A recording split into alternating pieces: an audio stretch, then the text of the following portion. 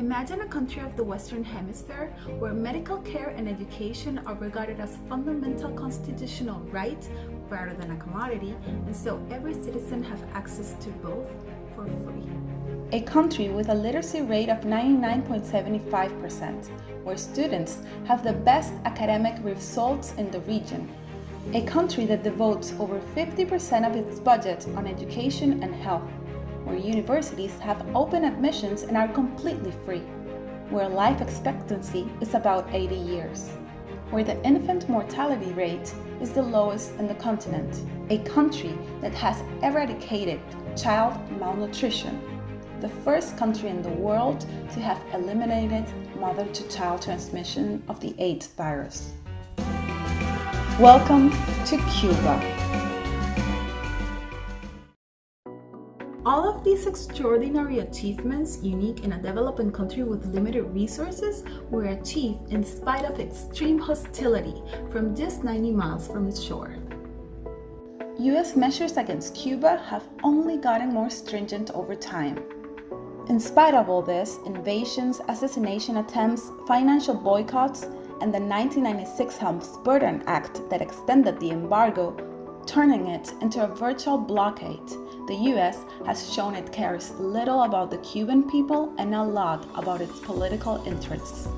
And then... Today, the United States of America is changing its relationship with the people of Cuba. In the most significant changes in our policy in more than 50 years, we will end an outdated approach that for decades has failed to advance our interests, and instead, we will begin to normalize relations between our two countries. President Obama re-established diplomatic relations, allowed Cuban Americans to send unlimited remittances to their families in Cuba, allowed Americans to travel to the island, and he even became the first U.S. president to visit Cuba since 1928.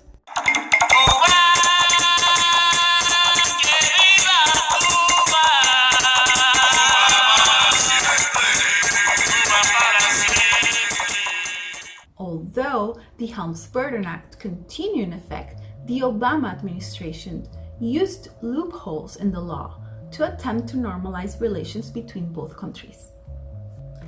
Then, on January 2017, things were about to get ugly.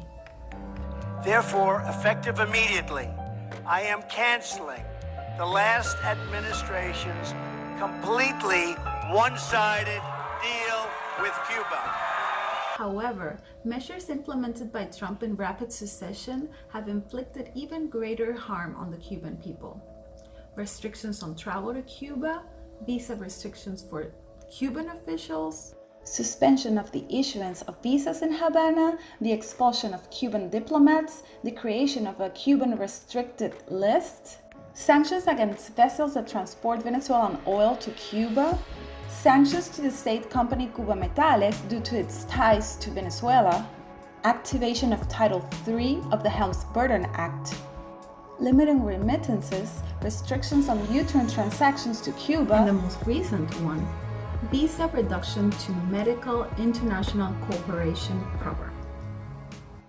Cuba's health system has been a worldwide success. Its involvement in the fight against Ebola in Africa, its international cooperation program with dozens of developing countries over the years have earned international recognition.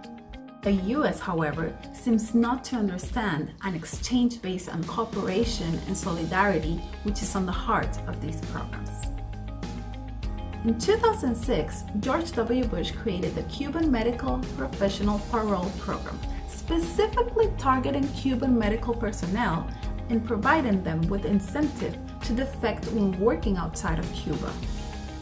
Now Trump accuses Havana of earning money by exploiting and enslaving the Cuban doctors who work abroad.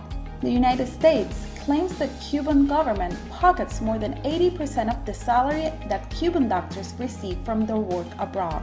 But doctors enroll themselves in these missions voluntarily, and they can also leave voluntarily. Both them and their families get all their basic needs taken care of. Furthermore, the money that is earned from the program is allocated to the Cuban educational system, in which future doctors will receive free education. You know, according to the US Secretary of Treasury, the purpose of these sanctions is to financially isolate the Cuban regime. These regulatory amendments, the Treasury is denying access to convertible currencies to Cuba, and we are curbing the bad behavior of the Cuban government while continuing to support the people of Cuba that suffer so much. Wait a minute. You want to support the Cuban people while you tie a noose to their neck? 190 países, 192 países se han pronunciado contra este bloqueo, que ha causado al pueblo de Cuba una pérdida de más de 900.000 millones de dólares, producto de todas las operaciones que tiene que hacer Cuba lejanas y producto de los negocios que a veces se caen en que Cuba invierte, producto de esas acciones que hace Estados Unidos. Also, the sanctions on oil imports have resulted in huge lines of people waiting for public transportation. The Trump administration is actually proud of this. In an interview for a Florida local news outlet, Elliot Abrams stated this.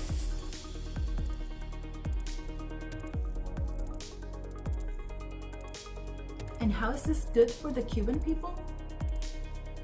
It's hard to believe that Washington policymakers have in mind the best interests of those nations that tell what to do. They often have a hidden agenda, which is not always that hidden. In the case of Cuba, it may have something to do with electoral politics. Bill Clinton admitted in his autobiography, My Life, that supporting the bill was good election year's politics in Florida. Still not convinced? Are you looking for the Latino vote? I mean, we're the largest minority in the country. Absolutely, and I did well in it last time, and surprisingly, and I think I'm going to do much better this time. Why do you think that? Because I've been very tough on Cuba. I love the Cuban people from Miami and elsewhere. Trump has surrounded himself with people close to the most hostile of Cuban donors and voters in Miami. Like Senator Marco Rubio of Cuban descent, who is attempting to parlay his hardline on Cuba and Venezuela to the achievement of his presidential ambitions. To do so, Trump is using McCarthyism as a political tool. They even say, Cuba is the true imperialist power in Venezuela. Wait, what? Cuba is the true imperialist power in Venezuela. The worst of it all is that Washington has not presented a single piece of evidence to prove its claim that Cuba is a destabilizing force in the region. They say, for instance, that Cuba facilitates the survival of the allegedly oppressive Maduro regime by providing it with 25,000 military personnel. At least Kennedy had photos of the missiles. This is today's evidence. No, it's not a joke. Let's be clear. The activation of Title III of the Helms-Burton Act violates all principles of international law and is a flagrant violation of the self-determination right of peoples. Title III permits the filing of lawsuits in U.S. courts involving the expropriations which took place 60 years ago. The law benefits not only Americans whose properties were expropriated, but also Cubans who then became U.S. citizens. This is as if courts in Mexico admitted lawsuits filed by descendants of Mexicans who lost property following the Mexican-American War. Or the British government suing the Americans for the loss of revenues as a result of the Boston Tea Party. I keep asking myself the same question over and over again. If socialism is so bad, why do they spend billions of dollars trying to overthrow socialist leaders? But hey, don't take my word for it. Come and see for yourself. This December, join CODEPINK in Havana for an opportunity to interact directly with Cubans from all walks of life and to explore humanitarian projects designed to support Cuba's civil society. Fortunately, it is still legal to travel to Cuba. We'll take care of the details. Go to codepink.org.